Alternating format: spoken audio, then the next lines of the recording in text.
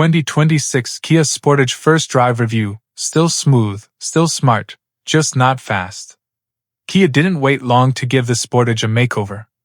Just a few years after its bold redesign in 2023, the 2026 model arrives with some fresh styling, updated tech, and a few small upgrades across the board. But here's the kicker. While Kia polished up a lot, it didn't fix the Sportage's biggest issue, its underwhelming engine. So, is the 2026 Kia Sportage still a smart buy? Short answer, absolutely. Just don't expect to win any stoplight drag races. What's new for 2026? When the current gen Sportage hit the streets in 2023, its styling turned heads. Some called it weird, others thought it was cool, and we were kinda into it. For 2026, Kia has toned that down a bit. The new look is still modern, but a little more mature. New LED-accented vertical headlights give the front a more traditional SUV vibe. Taillights and bumpers get slight tweaks, and there are new wheel options and paint colors too. Inside, the 12.3-inch infotainment screen, previously reserved for higher trims, is now standard. It now runs Kia's CCNC system.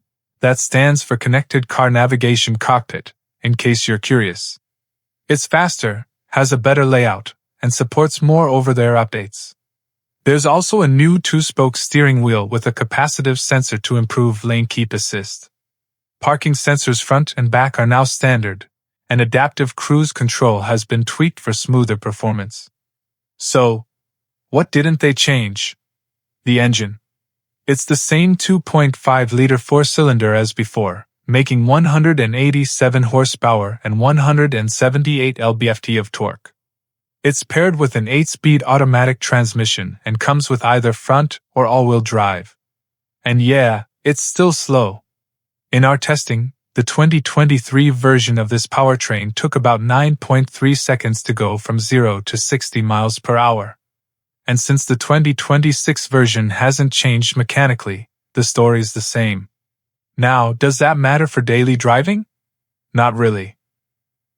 Around town, on commutes, and during light errands, it feels fine. The engine is smooth, shifts are clean, and the ride is comfy. But the moment you mash the gas, like merging onto the freeway or trying to make a quick pass, it struggles. It makes noise, but not much progress. To be fair, the transmission is willing to help, dropping gears when needed, and most of the time, it behaves nicely. But there's no getting around the lack of power, especially when compared to rivals or even Kia's own Sportage hybrid and plug-in hybrid models, which are both quicker and more efficient. Ride quality, comfy as ever. Here's where the Sportage shines, comfort. The ride is soft and plush, especially in the X Pro model we tested. That trim comes with chunky all-terrain tires that add an extra layer of cushion on bumpy roads. Even without fancy suspension upgrades, every 2026 Sportage should feel smooth and relaxed. Sure, that soft suspension means handling isn't very sharp. The body leans a bit in corners, and you'll feel some bounce over big dips. But that's not a deal-breaker. It's clear the Sportage is built for comfort, not performance. Steering and braking are tuned to match that easygoing vibe. It's not sporty, but it's steady and predictable, which is exactly what most drivers want in a compact SUV. Inside the cabin, tech that works. Let's talk about that new infotainment system, CCNC. It's definitely better than the previous version. The interface is cleaner, graphics look fresher, and it runs faster, though it's still a tad behind smartphone responsiveness. Standard wireless Apple CarPlay and Android Auto? Yes, please. The 12.3-inch screen is a great size. It doesn't overwhelm the dashboard but gives you enough room to work with maps, music, and settings. Below that, Kia still uses the touch-sensitive climate and media control panel, which looks slick but can be a bit fussy to use on the move. The digital gauge cluster could use a little more customization, but hopefully that gets addressed in a future software update. Overall, the tech is solid and helps make the Sportage feel modern without overcomplicating things. Safety and driver assists, helpful, not annoying. Kia continues to do a great job with its driver assistance systems. In the Sportage, these features work together pretty seamlessly. Adaptive cruise control is smoother now. Lane keep assist is helped by that new capacitive sensor in the steering wheel, so you don't have to keep jerking the wheel to prove you're awake. And the usual blind spot warnings, rear cross-traffic alerts, and parking sensors all come standard. It's a very well-rounded suite of features that makes highway driving and tight parking jobs much less stressful. Is it worth the money? Absolutely. A fully loaded 2026 Kia Sportage X Pro tops out around $42,000, and for that you're getting ventilated seats, panoramic sunroof, 360-degree camera, premium audio system, all-terrain tires, AWD, great build quality.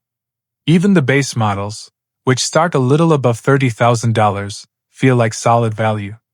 Kia's done a fantastic job with interior quality. Everything feels tightly built, with soft touch materials, quiet cabin insulation, and thoughtful design throughout. You feel it when you drive too. The refinement is obvious, even if the engine doesn't thrill. The Sportage feels substantial and put together in a way that some of its competitors just don't. Final thoughts. Still a great, everyday SUV. If Kia had upgraded the engine, the 2026 Sportage might have been the perfect small SUV. As it stands, it's still an excellent choice if you value comfort, practicality, tech features, good build quality. A solid deal for the price. Just know going in that performance isn't its strong suit, but for most buyers, that won't be a deal breaker. With its new look, improved tech, and classic smooth ride, the refreshed 2026 Kia Sportage is still one of the most compelling options in the compact SUV world.